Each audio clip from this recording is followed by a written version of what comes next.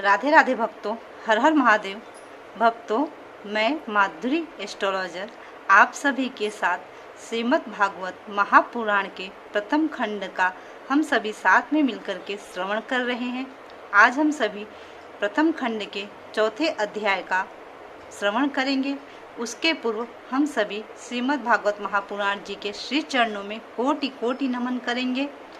कृष्णं नारायणं वन्दे, कृष्णं वन्दे व्रजप्रियं, कृष्णं द्वैपायनं वन्दे, कृष्णं वन्दे पृथासुतं। सच्चिदानन्दरूपाय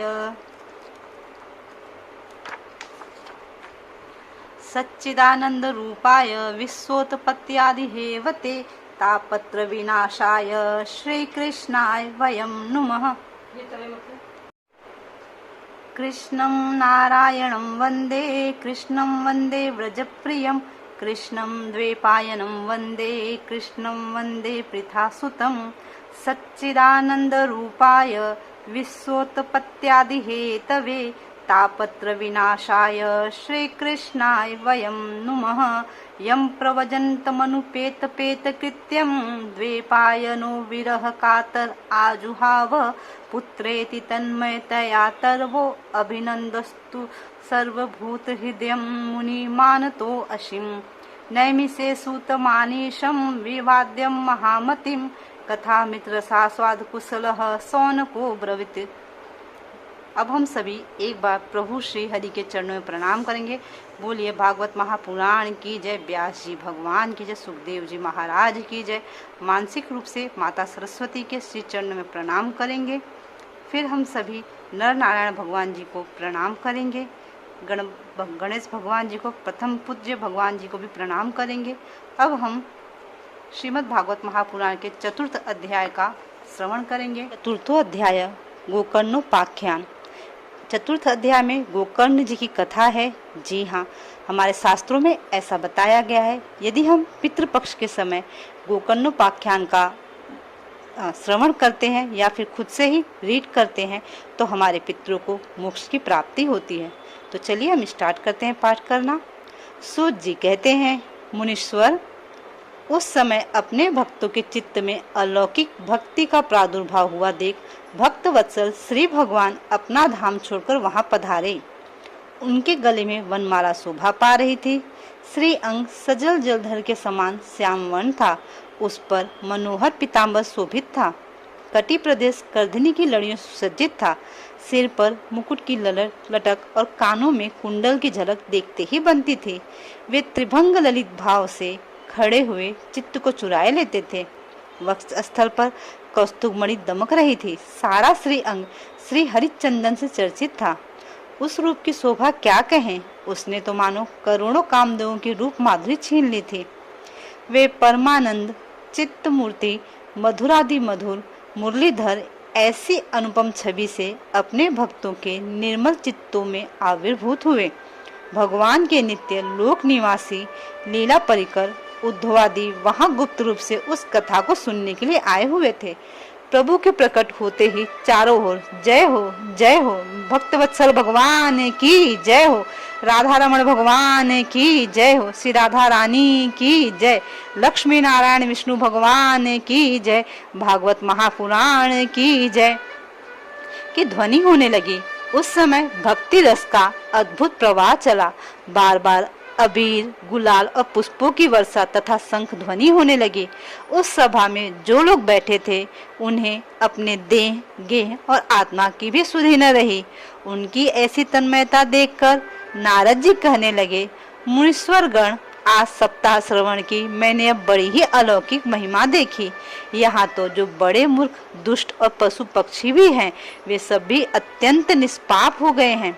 अतः इसमें संदेह नहीं कि कलिकाल में चित्त की शुद्धि के लिए इस भागवत कथा के समान मृत्यु लोक में पाप पुंज का नाश करने वाला कोई दूसरा पवित्र साधन नहीं है।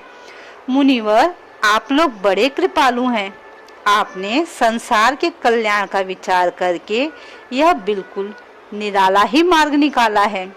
आप कृपया यह तो बताइए कि इस कथा रूप सप्ताह यज्ञ के द्वारा संसार में कौन कौन से लोग पवित्र हो जाते हैं। सनकादिक ने कहा, जो लोग सदा तरह तरह के पाप किया करते हैं, निरंतर दुराचार में ही तप्त रहते हैं और उल्टे मार्गों से चलते हैं, तथा जो क्रोधाग्नि में जलते रहने वाले हैं, कुटिल और कामपरायण हैं, वे सभी इस कलयुग में सप्ताह यज्ञ से पवित्र हो जाते हैं। जो सत्य से च्युत, माता पिता की निंदा करने वाले, तृष्णा के मारे व्याकुल, आश्रम धर्म से रहित, दंभी, दूसरों की उन्नति देखकर कूदने वाले और दूसरों को दुख देने वाले हैं, वे भी कलयुग में सप्ताह यज्ञ से पवित्र हो जाते हैं। जो मदिरापान सप्ताह यज्ञ से, जो मदिरापान, ब्रह्म हत्या, सुवर्ण की चोरी, गुरु स्त्री गमन और विश्वासघात, ये 5 महापाप करने वाले हैं। छल छत परायण, कूढ़ पिशाचों की समान निर्दयी, ब्राह्मणों के धन से पुष्ट होने वाले हैं और व्यभिचारी भी हैं, वे भी कलयुग में सप्ताह यज्ञ से पवित्र हो जाते हैं। जो दुष्ट आग्रह पूर्वक सर्वदा मन, वाणी या शरीर से पाप करते रहते हैं, दूसरे के धन से ही पुष्ट होते हैं तथा मलिन मन और दुष्ट हृदय वाले हैं, वे भी कलयुग में सप्ताह यज्ञ से पवित्र हो जाते हैं। नारद जी, अब हम तुम्हें इस विषय में एक प्राचीन इतिहास सुनाते हैं। उसके सुनने से ही सब पाप नष्ट हो जाते हैं। पूर्व काल में तुंगभद्रा नदी के तट पर एक अनुपम नगर बसा था। वहाँ सभी वर्णों के लोग अपने अपने धर्मों का आचरण करते हुए सत्य और सत्कर्मों में तत्पर रहते थे। उस नगर में समस्त वेदों के विशेषज्ञ और 100 स्मार्ट कर्मों में निपुण एक आमदेव नामक ब्राह्मण रहता था। वह साक्षात दूसरे सूर्य के समान तेजस्वी था। वह धनी होने पर भी भिक्षाजीवी था। उसकी प्यारी पत्नी धुंधली, कुलीन एवं सुंदरी होने पर भी सदा अपनी बात पर अड़ जाने वाली थी। उसे लोगों की बात करने में सुख मिलता था। स्वभाव था क्रूर, प्रायः कुछ न कुछ बकवाद करती रहती थी। गृह कार्य में निपुण थी, कृपण थी और थी झगड़ालू भी। इस प्रकार ब्राह्मण दंपति प्रेम से अपने घर में रहते और विहार करते थे। उनके पास अर्थ और भोग विलास की सामग्री बहुत थी। घर द्वार भी सुंदर थे, परंतु उससे उन्हें सुख नहीं था। जब अवस्था बहुत ढल गई, तब उन्होंने संतान के लिए तरह तरह के पुण्य कर्म आरंभ किए और वे दीन दुखियों को गौ, पृथ्वी, सुवर्ण और वस्त्र आदि दान करने लगे। इस प्रकार धर्म मार्ग में उन्होंने अपना आधा धन समाप्त कर दिया, तो भी उन्हें पुत्र या पुत्री किसी का भी मुख देखने को न मिला। इसलिए अब वह ब्राह्मण बहुत चिंतातुर लगने लगा। एक दिन वह ब्राह्मण देवता बहुत दुखी होकर घर से निकलकर वन को चल दिया। दोपहर के समय उसे प्यास लगी, इसलिए वह तालाब पर आया। संतान के अभाव के दुख ने उसके शरीर को बहुत सुखा दिया था, इसलिए थक जाने के कारण वह जल पीकर वहीं बैठ गया। 2 घड़ी बीतने पर वहां एक सन्यासी महात्मा आए। जब ब्राह्मण देवता ने देखा कि वे जल पी चुके हैं, तब उनके पास गया और चरणों में नमस्कार करने के बाद सामने खड़े होकर लंबी लंबी सांसें लेने लगा। सन्यासी ने पूछा, कहो ब्राह्मण देवता, रोते क्यों हो? ऐसी तुम्हें क्या भारी चिंता है? तुम जल्दी ही मुझे अपने दुख का कारण बताओ। ब्राह्मण ने कहा, महाराज, मैं अपने पूर्व जन्मों के पापों से संचित दुख का क्या वर्णन करूं? अब मेरे पितर मेरे द्वारा दी हुई जलांजलि के जल को अपनी चिंताजनक सांसें से कुछ गर्म करके पीते हैं। देवता और ब्राह्मण मेरा दिया हुआ प्रसन्न मन से स्वीकार नहीं करते हैं। संतान के लिए मैं इतना दुखी हो गया हूँ कि मुझे सब सुना ही सुना दिखाई देता है। मैं प्राण त्यागने के लिए यहाँ आया हूँ। संतानहीन जीवन को धिक्कार है, संतानहीन गृह को धिक्कार है, संतानहीन धन को धिक्कार है और संतानहीन कुल को धिक्कार है। मैं जिस गाय को पालता हूँ वह भी सर्वथा बांझ हो जाती है। जो पेड़ लगाता हूँ उस पर भी फल फूल नहीं लगते हैं। मेरे घर में जो फल आता है वह भी बहुत जल्दी सड़ जाता है। जब मैं ऐसा अभागा और पुत्रहीन हूँ, तब फिर इस जीवन को ही रखकर मुझे क्या करना है? यूँ कहकर वह ब्राह्मण दुख से व्याकुल हो उन सन्यासी महात्मा के पास फूट फूट कर रोने लगा। तब उन यतिवर के हृदय में बड़ी करुणा उत्पन्न हुई। वे योगनिष्ठ थे, उन्होंने उसके ललाट की रेखाएं देखकर सारा वृत्तांत जान लिया और फिर उसे विस्तार पूर्वक कहने लगे। सन्यासी ने कहा, ब्राह्मण देवता, इस प्रजा प्राप्ति का मोह त्याग दो। कर्म की गति बड़ी प्रबल है।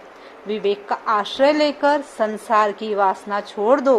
विप्रवर सुनो, मैंने इस समय तुम्हारा प्रारब्ध देखकर निश्चय किया है कि 7 जन्म तक तुमको कोई संतान किसी प्रकार नहीं हो सकती है।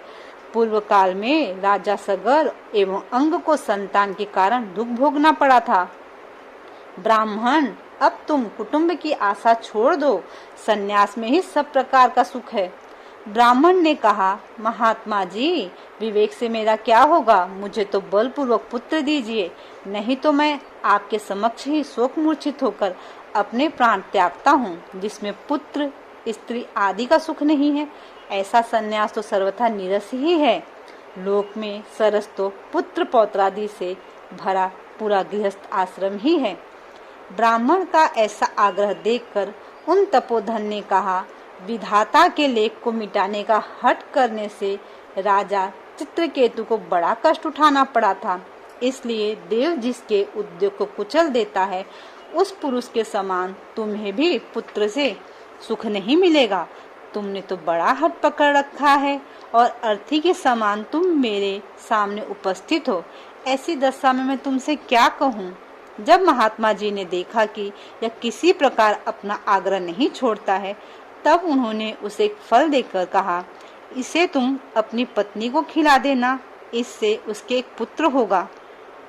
तुम्हारी पत्नी को, तुम्हारी स्त्री को 1 साल तक सत्य, शौच, दया, दान और एक समय एक ही अन्न खाने का नियम रखना चाहिए। यदि वो ऐसा करेगी तो बालक बहुत सुंदर स्वभाव वाला होगा। यो कहकर वे योगी राज चले गए और ब्राह्मण अपने घर लौट आया। वहां आकर उसने वह फल अपनी स्त्री के हाथ में दे दिया और स्वयं कहीं चला गया। उसकी स्त्री तो कुटिल स्वभाव की थी। वह रो रो कर अपनी एक सखी से कहने लगी, सखी, मुझे तो बड़ी चिंता हो गई है। मैं तो यह फल नहीं खाऊंगी। फल खाने से गर्भ रहेगा और गर्भ से पेट बढ़ जाएगा, फिर कुछ खाया पिया जाएगा नहीं। इससे मेरी शक्ति क्षीण हो जाएगी। तब बता, घर का काम धंधा कैसे होगा? और दैववश यदि कहीं गांव में डाकुओं का आक्रमण हो गया तो गर्भिणी स्त्री कैसे भागेगी? यदि सुखदेव जी की तरह यह गर्भ भी पेट में ही रह गया तो इसे बाहर कैसे निकाला जाएगा? और कहीं प्रसव काल के समय वह टेढ़ा हो गया तो फिर प्राणों से ही हाथ धोना पड़ेगा। यूं भी प्रसव के समय बड़ी भयंकर पीड़ा होती है। मैं सुकुमारी भला यह सब कैसे सह सकूंगी? मैं जब दुर्बल पड़ जाऊंगी तब ननंद रानी आकर घर का सब माल मता समेट ले जाएंगी और मुझसे तो सत्य, शौचादि नियमों का पालन होना भी कठिन जान पड़ता है। जो स्त्री बच्चा जनती है उसे उस बच्चे के लालन पालन में भी बड़ा कष्ट होता है। मेरे विचारों से तो वंध्या या विधवा स्त्रियां ही सुखी हैं। मन में ऐसे ही तरह तरह के कुतर्क उठने से उसने वो फल नहीं खाया और जब उसके पति ने पूछा, फल खा लिया? तब उसने कह दिया, हाँ खा लिया। एक दिन उसकी बहन अपने आप ही उसके घर आई। तब उसने अपनी बहन को सारा वृत्तांत कह सुनाया कि मेरे मन में इसकी बड़ी चिंता है। मैं इस दुख के कारण दिनों दिन दुबली हो रही हूँ। बहन, मैं क्या करूं? बहन ने कहा, मेरे पेट में बच्चा है। प्रसव होने पर वह बालक मैं तुझे दे दूंगी। तब तक तू गर्भवती के समान घर में गुप्त रूप से सुख से रहे। तू मेरे पति को कुछ धन दे देगी और वो तुझे अपना बालक दे देंगे। हम ऐसी युक्ति करेंगे कि जिसमें सब लोगों को यही लगे कि इसका बालक 6 महीने का होकर मर गया है और मैं नित्य प्रति तेरे घर आकर उस बालक का पालन पोषण करती रहूंगी। तो इस समय इसकी जांच के लिए यह फल गौ को खिला दे। ब्राह्मणी ने स्त्री स्वभाववश जो जो उसकी बहन ने कहा था वैसे ही सब किया। इसके पश्चात समयानुसार जब उस स्त्री के पुत्र हुआ तब उसके पिता ने चुपचाप लाकर उसे धुंधली को दे दिया। और उसने आत्मदेव को सूचना दे दी कि मेरे सुखपूर्वक बालक हो गया है। इस प्रकार आत्मदेव के पुत्र हुआ सुनकर सब लोगों को बड़ा आनंद हुआ। ब्राह्मण ने उसका जात कर्म संस्कार करके ब्राह्मणों को दान दिया और उसके द्वार पर गाना बजाना तथा अनेक प्रकार के मांगलिक कृत्य होने लगे। धुंधली ने अपने पति से कहा, मेरे स्तनों में तो दूध ही नहीं है, फिर गौ आदि किसी अन्य जीव के दूध से मैं इस बालक का पालन पोषण किस प्रकार करूंगी। मेरे बहन के अभी बालक हुआ था, वो मर गया है, उसे बुलाकर अपने यहाँ रख ले तो वह आपके इस बच्चे का पालन पोषण कर लेगी। तब पुत्र की रक्षा के लिए आत्मदेव ने वैसा ही किया तथा माता धुंधली ने उस बालक का नाम धुंधकारी रखा। इसके बाद 3 महीने बीतने पर उस गौ के भी एक मनुष्याकार बच्चा हुआ। वह सर्वांग सुंदर, दिव्य, निर्मल तथा सुवर्ण की सी कांति वाला था। उसे देखकर ब्राह्मण देवता को बड़ा आनंद हुआ और उसने स्वयं ही उसके सब संस्कार किए। इस समाचार से और सब लोगों को भी बड़ा आश्चर्य हुआ और वे बालक को देखने के लिए आए तथा आपस में कहने लगे, देखो भाई, अब आत्मदेव का कैसा भाग्य उदय हुआ है। कैसे आश्चर्य की बात है कि गौ के भी ऐसा दिव्य रूप बालक उत्पन्न हुआ है। दैव योग से इस गुप्त रहस्य का किसी को भी पता न लगा। आत्मदेव ने उस बालक के गौके से कान देखकर उसका नाम गोकर्ण रखा। बोले गोकर्ण महाराज की जय। कुछ काल बीतने पर वे दोनों बालक जवान हो गए।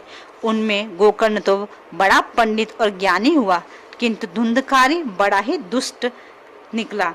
गोकर्णो पंडितो ज्ञानी, धुंधकारी महाखल। स्नान शौचादि ब्राह्मणोचित आचारों का उसमें नाम भी न था और न खान पान का ही कोई परहेज था। क्रोध उसमें बहुत बड़ा चढ़ा रहता था। वह बुरी बुरी वस्तुओं का संग्रह किया करता था। मुर्दे के हाथ से छुआया हुआ अन्न भी खा लेता था। दूसरों की चोरी करना और उस सब लोगों से द्वेष बढ़ाना उसका स्वभाव बन गया था। छिपे छिपे वे दूसरों के घरों में आग लगा देता था।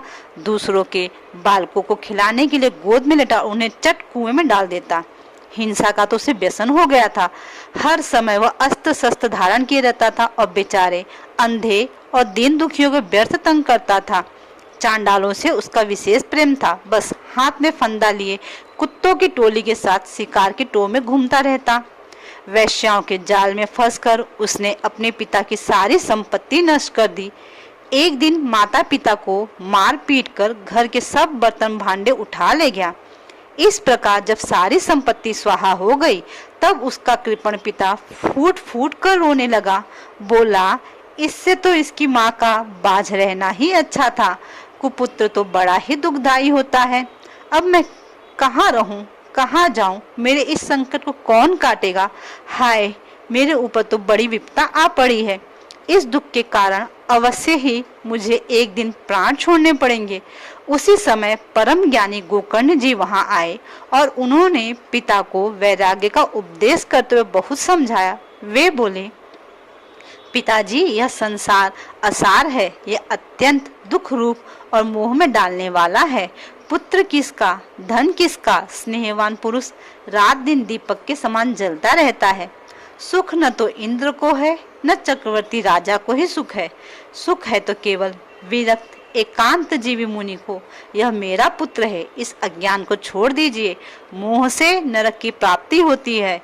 यह शरीर तो नष्ट होगा ही, इसलिए सब कुछ छोड़कर वन में चले जाइए। गोकर्ण के वचन सुनकर आत्मदेव वन में जाने के लिए तैयार हो गया और उससे कहने लगा, बेटा, वन में रहकर मुझे क्या करना चाहिए, यह मुझसे विस्तार पूर्वक कहो। मैं बड़ा मूर्ख हूँ। अब तक कर्मवश स्नेह पास में बंधा हुआ अपंग की भांति इस घर रूप अंधेरे कुएं में ही पड़ा रहा। तुम बड़े दयालु हो, इससे मेरा उद्धार करो। गोकर्ण ने कहा, पिताजी, यह शरीर हड्डी मांस और रुधिर का पिंड है। इसे आप मैं मानना छोड़ दें और स्त्री पुत्रादि को अपना कभी न माने। इस संसार को रात दिन क्षण भंगुर देखें। इसकी किसी भी वस्तु को स्थायी समझकर उसमें राग न करें। बस एकमात्र वैराग्य रस के रसिक होकर भगवान की भक्ति में लगे रहें। भगवत जन ही सबसे बड़ा धर्म है। निरंतर उसी का आश्रय लिए रहें। अन्य सब प्रकार के लौकिक धर्मों से मुख मोड़ लें। सदा साधु जनों की सेवा करें। भोगों की लालसा को पास में न फटकने दें तथा जल्दी से जल्दी दूसरों के गुण दोषों का विचार करना छोड़कर एकमात्र भगवत सेवा और भगवान की कथाओं के रस का ही पान करें। इस प्रकार पुत्र की वाणी से प्रभावित होकर आत्मदेव ने घर छोड़ दिया और वन की यात्रा की। यद्यपि उसकी आयु उस समय 60 वर्ष हो चुकी थी, फिर भी बुद्धि में पूरी दृढ़ता थी। वह रात दिन भगवान की सेवा पूजा करने से और नियम पूर्वक भागवत के 10वें स्कंद का पाठ करने से उसने भगवान श्री कृष्णचंद्र को प्राप्त कर लिया। इति श्री पद्म पुराणे उत्तरखंडे श्रीमद् भागवत महात्म्ये विप्रमोक्षो नाम 14 अध्यायः। भक्तों, आज हम सभी ने गोकर्ण जी के जन्म की कथा सुनी और साथ में धुंधकारी के भी जन्म की कथा सुनी। कल हम सभी धुंधकारी की प्रेत योनि और उसके उद्धार की कथा सुनेंगे। अगर आप लोगों को वीडियो अच्छी लगी है तो लाइक करें और मेरी आपसे रिक्वेस्ट है, यदि आपको पता है कोई भक्त हैं प्रभु के में हमेशा जो इनका ध्यान रहता हो, ऐसे भक्तों के साथ आप ये वीडियो जरूर शेयर करें। और जिनका ध्यान प्रभु में नहीं है, जिनको प्रभु जी से कुछ लेना देना ही नहीं है, अपनी दुनिया में मस्त हैं, उनके साथ प्लीज़ ये वीडियो शेयर नहीं करें आप, मेरी आपसे विनती है। नेक्स्ट वीडियो में फिर मिलेंगे, तब तक के लिए जय श्री राधे, हर हर महादेव। प्रेम से सभी बोलेंगे भागवत महापुराण की जय, भागवत भगवान की जय, व्यास जी भगवान की जय, सुखदेव जी महाराज की जय, सौनकादिक ऋषियों की जय, सनत कुमारों की जय, नारद मुनि की जय, माता भक्ति देवी की जय, ज्ञान वैराग्य जी की जय, गोकर्ण महाराज की जय। बोलिए भक्त वत्सल भगवान की जय, श्री राधा रानी की जय।